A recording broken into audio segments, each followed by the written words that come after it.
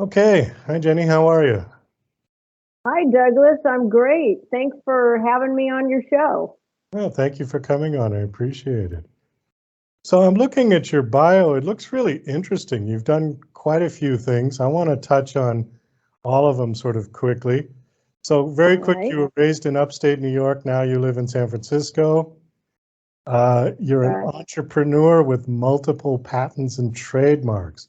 Well, the product that I have patented and trademarked for, that's no longer on the market, but I got the patents in 2009 and then 2000, and in the year 2000 was for flawless sunless tanning that was on the shelves in five-star spa resorts. And I also got to sell it on QVC, which was a black light system so you could see where you were putting the sunless tanner.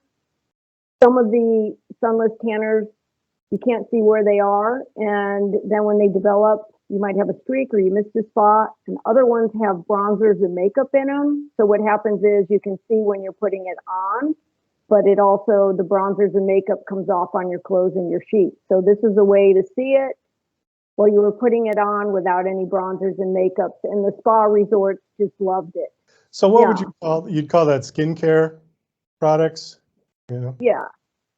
I don't care about a suntan anymore, but when I invented it, I was in my 30s and a busy mom with two kids and wanted to have a suntan, but didn't want the health risks or the damaging sun effects of suntanning. So it was perfect.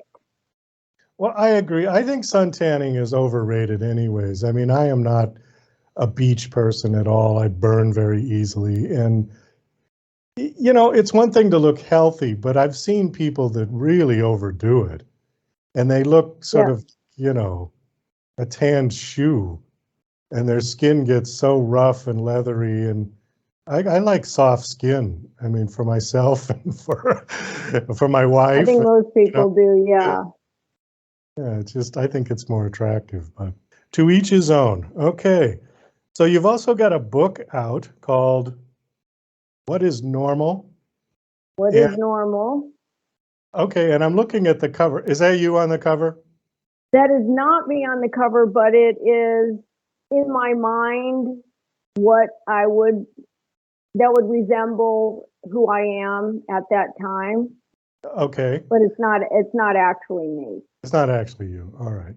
No. So I could not tell at all what the book was about from the title. And I don't Okay. see much So of a synopsis of the book here. So why don't you just tell us a little about it? Give us a quick synopsis. it is based on true situations in my life. Some things are true, some things are exaggerated, lots of things are left out. But it basically, I was raised way out in the middle of upstate New York in a trailer that later was turned into a chicken coop. I was on my own at 15. I only finished the ninth grade. This is all part of the book. The story is I move out at 15. I have my ups and downs with my dark side, drugs and alcohol, and I am trying to fit into the world's idea of normal. So I was reading and seeing the world give me a message, and a message that is given to a lot of people. You got to have the guy everybody wants. You got to have the big house, the fancy car, all the stuff on the outside. And that's why the book's called What is Normal, because I was trying to fit into that normal and it did not feel right for me. So I had to adjust me in order to feel like I fit in. I had to have a couple drinks before I went to the party to feel comfortable at the party.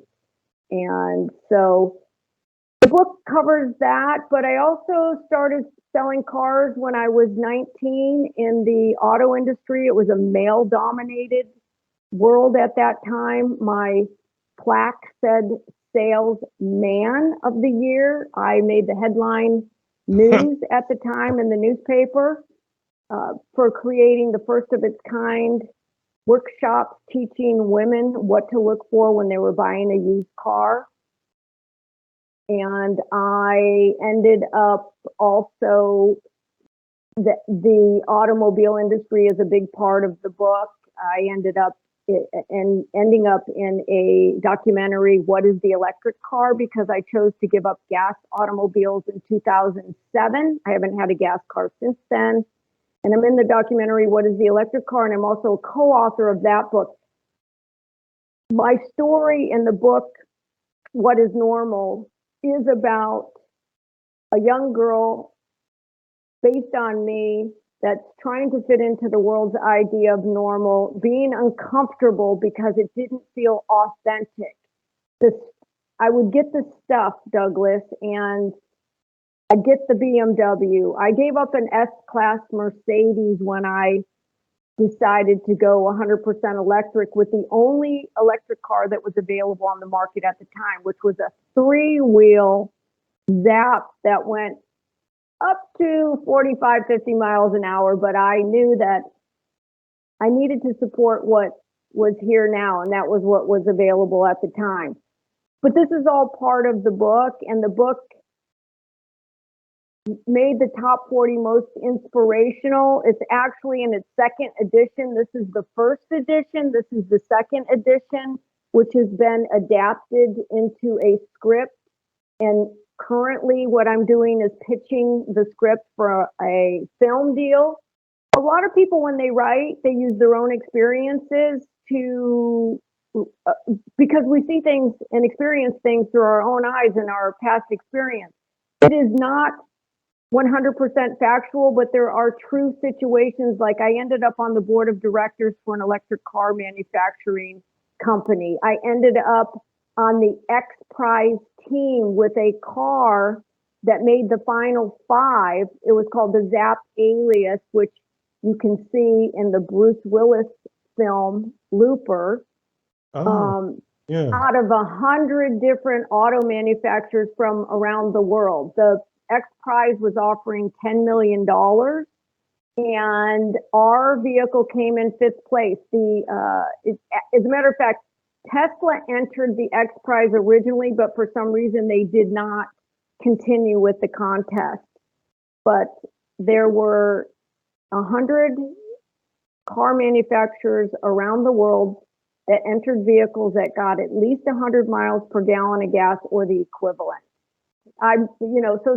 So a lot of it starts out at the green carpet event, which is factual. I was there with Larry Hagman.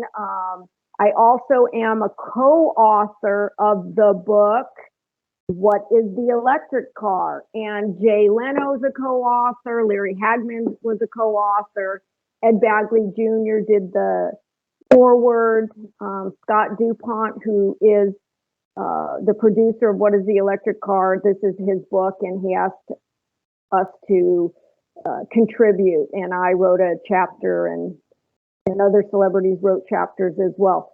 But if you're looking for a book that's going to help you rekindle a belief in your natural gifts and talents, here's a girl who came from a trailer that was later turned into a chicken coop in the middle of upstate New York with her teenage high school dropout parents, finishing only the 9th grade, but believing in something outside of me and listening when I got that guidance, listening when I got my idea, and having the passion to move forward and do everything that it took to get the patents, the trademarks.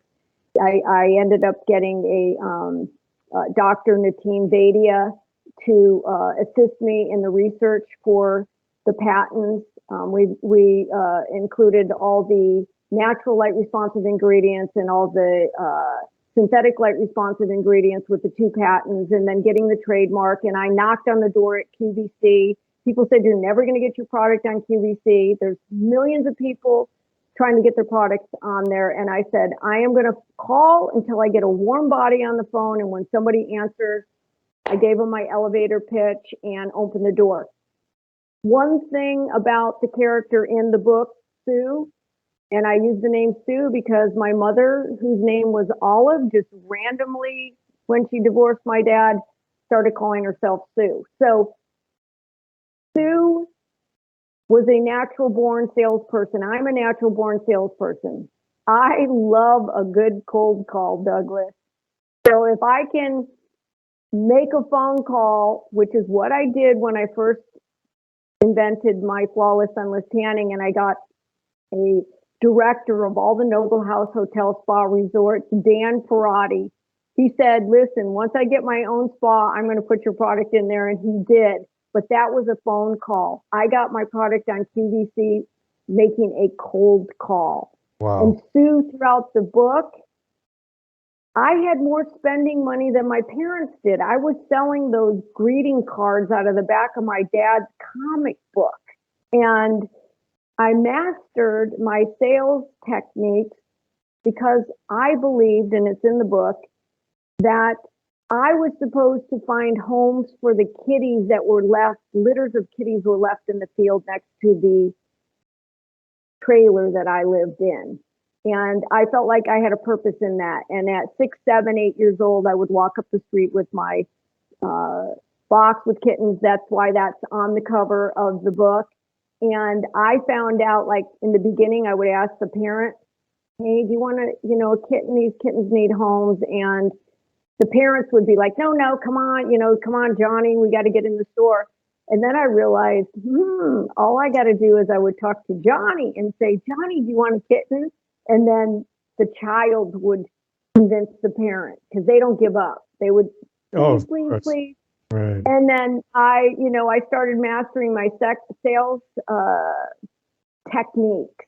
And I think that has been a magic power for me. So in the auto industry, I was 19. I sold a car my first day, every day for a month, salesperson of the year, 6 years in a row. I'm not trying to brag, but that was my gift. And I don't feel like I had to do anything, underhanded. I just knew how to connect with people and how to make the sale. If a guy came in and he was looking at a car and he needed to let his wife think that he knew everything about the car, I would let him be the one that told us everything about the car, because he would sell himself. And then I didn't take anything away from him. Or if somebody wanted me to prove that I knew what I was talking about, I made sure that if I didn't know what I was talking about, I was never afraid to say, I don't know, let me go find out. Then we're both going to know. I just feel like if somebody's given a gift, and some people have art, music, or they're great teachers, they're great researchers, I have the gift of selling, and that has served me well. Can you hold up the latest one, the second edition? Just hold it up real quick. Okay, great. And can you give out your website, please? Yes, it is www.whatisnormal.tv, like television. Okay. Whatisnormal.tv. All right. Well, thanks so much for coming on. I'm sorry to have to cut you off, but we are out of time. And best of luck. I hope you get the screenplay. It sounds like it would be an